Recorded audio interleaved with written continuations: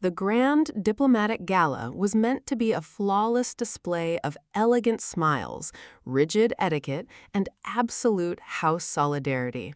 Yet in one breathless second, Princess Catherine caught sight of the sparkling ornament pinned to Camilla's designer dress, and the atmosphere in the grand hall instantly shifted. It was the iconic jewel belonging to Diana.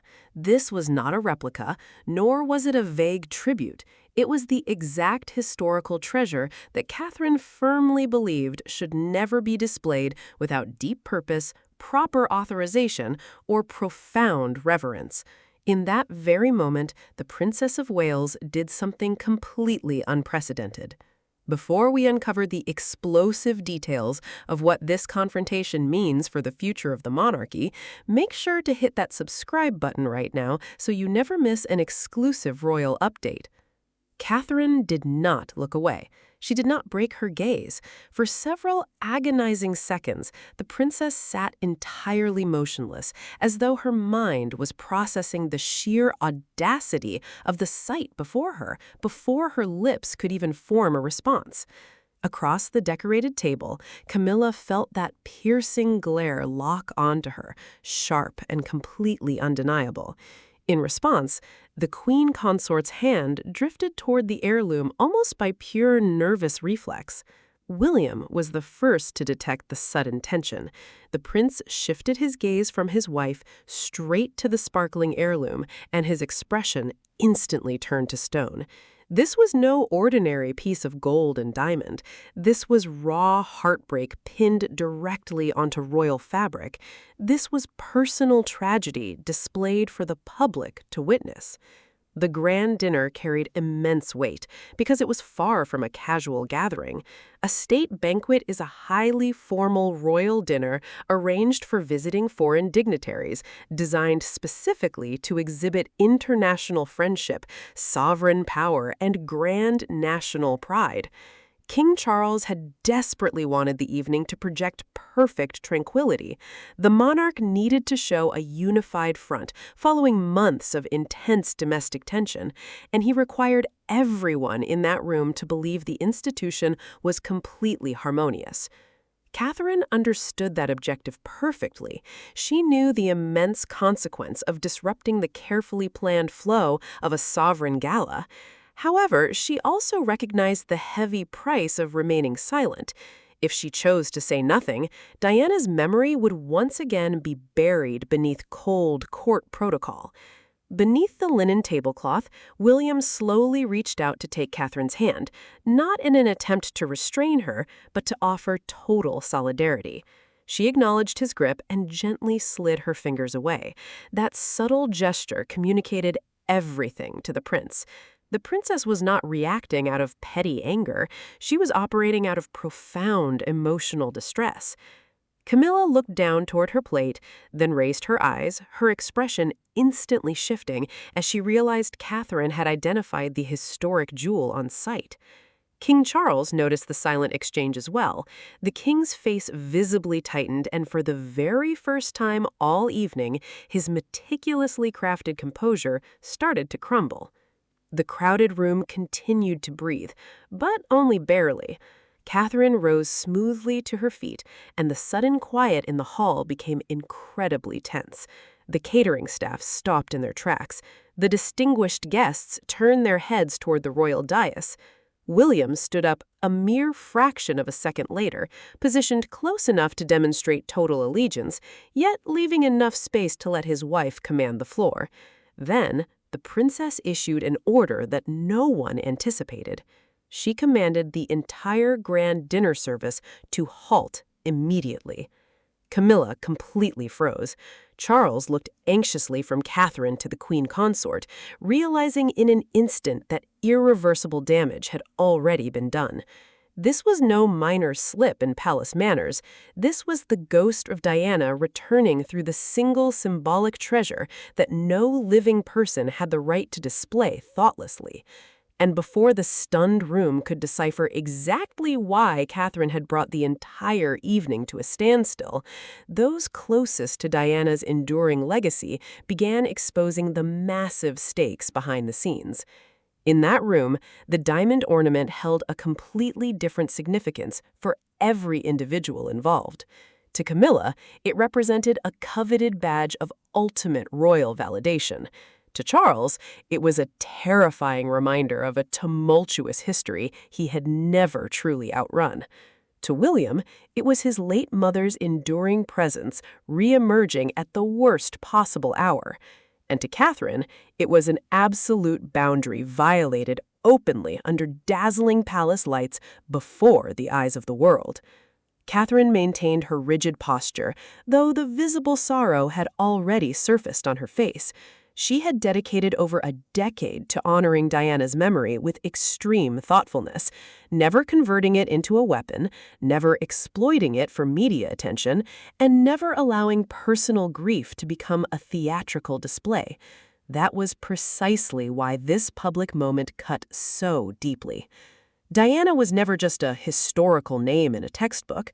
She was William's mother, the very woman whose tragic absence still defined his quiet moments, his protective nature, and the fierce way he shielded his own household. William stared at the jewel, his jaw clenched tight. The prince had always shielded everything associated with Diana with quiet, intense determination, particularly items that held significant public meaning. To him, historical family jewelry was never merely an accessory. A brooch, within the symbolic language of the palace, can serve as an active communication, and this specific piece carried an unhealed wound. A sovereign gala, a prestigious diplomatic assembly where the reigning family represents the nation before global leaders, is structured to display absolute cohesion.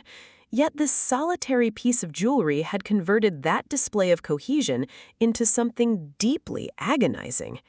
Camilla desperately attempted to maintain her public mask. She lifted her chin, stabilized her posture, and carried on as though absolutely nothing out of the ordinary had occurred. But her nervous hands gave her away. The queen consort brushed against the diamond heirloom once, then rapidly dropped her hand, as if suddenly realizing that every prominent guest near the main table had tracked her exact motion. She had sought public validation. She had intended the jewel to signal that ancient family pain had been permanently resolved. Instead, it broadcast a much colder message. It declared that another individual's deep sorrow had been claimed without their blessing. Charles shifted uncomfortably in his gilded chair, the king's profound distress becoming completely impossible for anyone to ignore. He was fully aware that this specific heirloom was tied directly to intense family debates that had already fractured the household behind palace closed doors. He also recognized that Catherine simply was not the type of woman to openly defy royal ceremony without an incredibly grave reason. The sovereign looked over at William, then towards Camilla, his face visibly bearing the exhausting weight of a complicated past returning at the precise moment he desperately required absolute control. Catherine experienced a wave of profound sadness, followed by sheer disbelief, which rapidly transformed into absolute conviction. She glanced at William and knew instantly that he had observed the exact violation. The prince required no words to communicate. His heavy silence was brimming with deep hurt, and that shared pain provided her with the ultimate strength to remain standing inside a grand ballroom that expected her to sit quietly and smile. Sophie detected the sudden shift long before the surrounding guests understood what was happening. The trusted royal confidant leaned in closely toward Catherine, her tone incredibly low, perfectly controlled, and weighed down with an urgent warning. She murmured that this was far from the first occasion that this specific jewel had triggered immense panic within the household. Catherine offered no spoken reply, but her expression fundamentally changed. William saw it, Charles witnessed it, Camilla felt it. That single whisper dragged the entire conflict backward in time, directly to the hidden palace encounter that rendered Catherine's public reaction completely unavoidable. This dramatic clash did not originate at the gala table.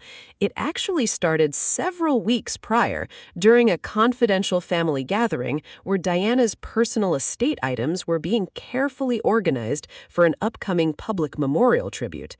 Catherine had requested one solitary condition, that the specific brooch remain completely sealed until William personally determined its ultimate destination. But during that specific afternoon, Camilla put forward a sudden request that instantly turned a private family memory into an absolute royal battleground. Catherine recalled that specific afternoon with painful clarity. The assembly at Kensington was intimate, quiet, and fiercely protected from any media leaks. A memorial tribute is a deliberately organized public initiative intended to celebrate a person's life and historical impact.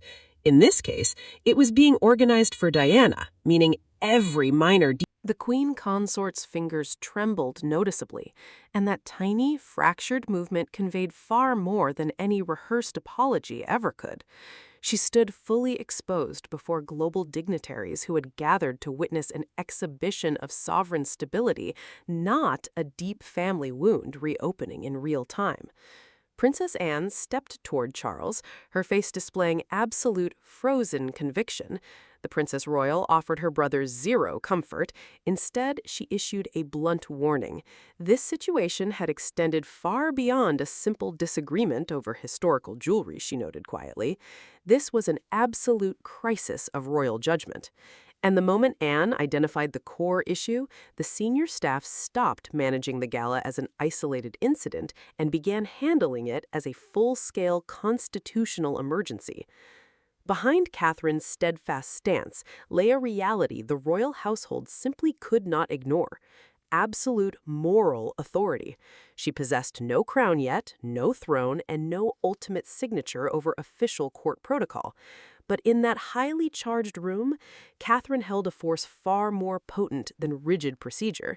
She held the total emotional trust of Prince William, the sacred memory of Princess Diana, and the public credibility of a future dynasty that simply could not afford to appear unfeeling.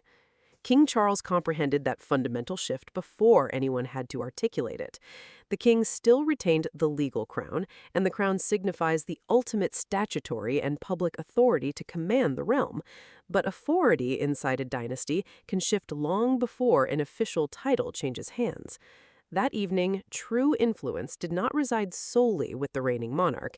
It stood firmly with Catherine, because she had defended a legacy that the entire nation still carried close to its heart. And William stood directly by her side because he knew that choosing silence would have amounted to an absolute betrayal. Afterward, Catherine sat quietly in an adjoining room, her hands calmly folded, her face serene, but her spirit still fiercely resolute. She flatly refused to retract or soften a single word she had uttered. The princess was fully aware that the palace machinery would stress over optics, visiting dignitaries, morning headlines, and strict protocol. Protocol simply dictates the rigid guidelines of behavior expected at official royal functions, but to Catherine, the far deeper obligation was fundamentally human. Diana's historic legacy could never be treated like a mere styling choice. It could not be borrowed for personal comfort. It could not be exploited to make unhealed wounds look resolved. William stood guard near the closed door, carefully evaluating every single point before going to face Charles. The prince did not aggressively accuse his father. He spoke with immense emotional restraint, yet the deep sorrow anchoring his voice was completely unmistakable. He informed the king that Catherine had actively shielded the family's integrity rather than embarrassing it. She had successfully prevented a deeply agonizing moment from solidifying into a permanent public insult. Charles listened silently, and for once, the sovereign possessed no easy diplomatic response. Anne intervened with even colder perspective. The Princess Royal backed Catherine entirely, without any unnecessary drama, warning Charles that powerful symbols can inflict far deeper damage than spoken statements. A public address can be retroactively clarified, an official palace memo can be completely rewritten, but a profound symbol, once witnessed by the world, lives indefinitely inside the public consciousness. Anne was fully aware that this family had outlasted massive scandals previously, yet she also recognized that Diana's memory remained entirely unique. It was not merely standard royal history, it represented a deep national grief. Camilla's public relations team attempted to contain the fallout rapidly. They tried to frame the historic brooch as a symbol of ultimate reconciliation, a deliberate gesture intended to demonstrate harmony between the past and present. However, Sophie completely dismantled that narrative with quiet, devastating force. The trusted confidant firmly reminded the staff that true reconciliation can never be forced upon those who are still actively grieving. If William had never given his consent, and if Catherine had never accepted the premise, then the gesture was not an act of unity.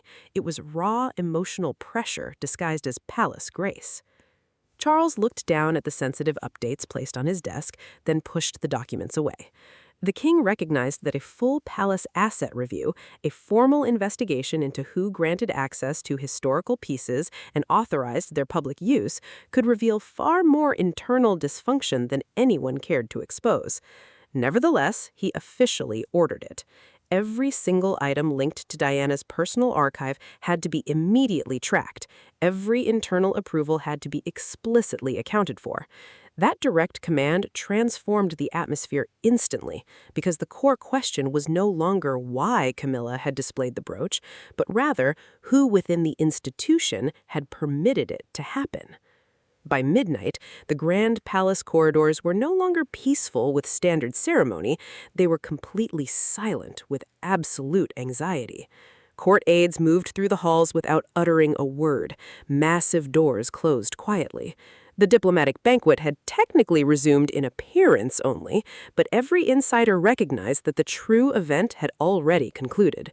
Camilla had removed the controversial jewel, Catherine had chosen not to return to her designated seat at the main table, and Charles was forced to confront a reality he could no longer afford to delay. Charles issued the confidential directive with a tone that permitted absolutely no internal debate. Diana's personal jewelry archive was to be completely sealed and reviewed before any potential future deployment. A jewelry archive, to state it plainly, is the highly secured inventory and storage vault of historic sovereign pieces, documenting exactly where they are preserved, who holds authorization to request them, and when they are permitted to be worn. The king recognized that this measure was vital because Diana's heirlooms were not ordinary institutional property. They carried immense grief, living public memory, and William's deepest personal wound. Catherine sat far away from the main ballroom, experiencing absolutely no sense of personal triumphs. The princess had successfully halted the gala, but doing so had inevitably dragged Diana's memory right back into an environment of hushed whispers, frantic panic, and corporate damage control. She had sought genuine reverence, not a theatrical public spectacle. She had wanted the historic brooch preserved safely, not transformed into the epicenter of a massive institutional crisis. William remained steadfastly by her side, the prince fully understanding that her moral courage was costing her far more emotional energy than anyone else could ever perceive. Camilla sat entirely alone after the heavy doors closed behind her.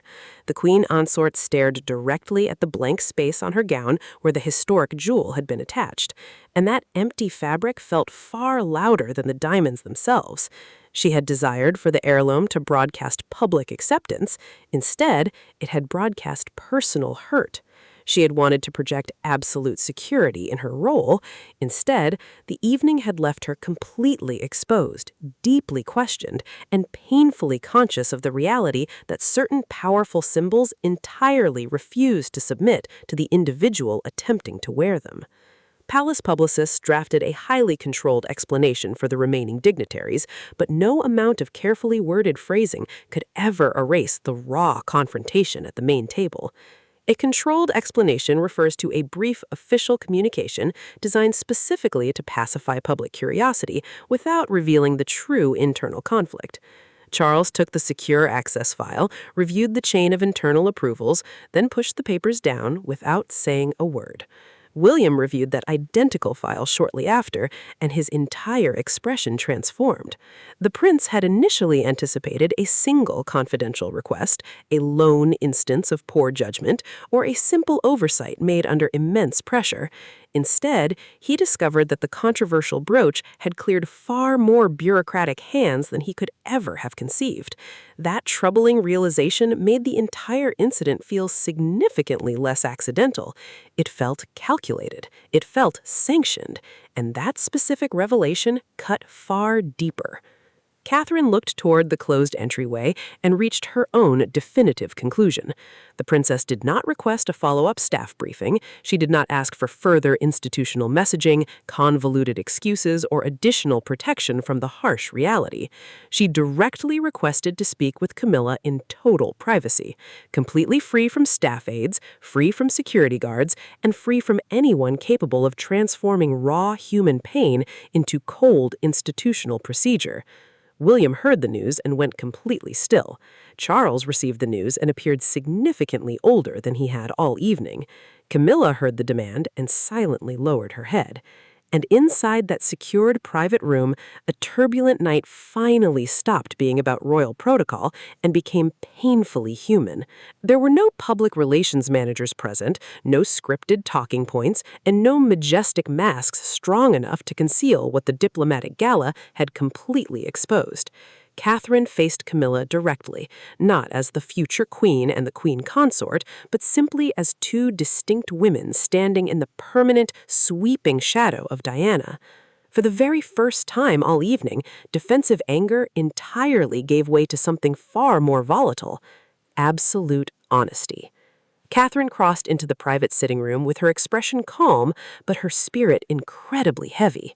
A private sitting room, in basic terms, is a smaller, intimate palace chamber utilized for highly confidential discussions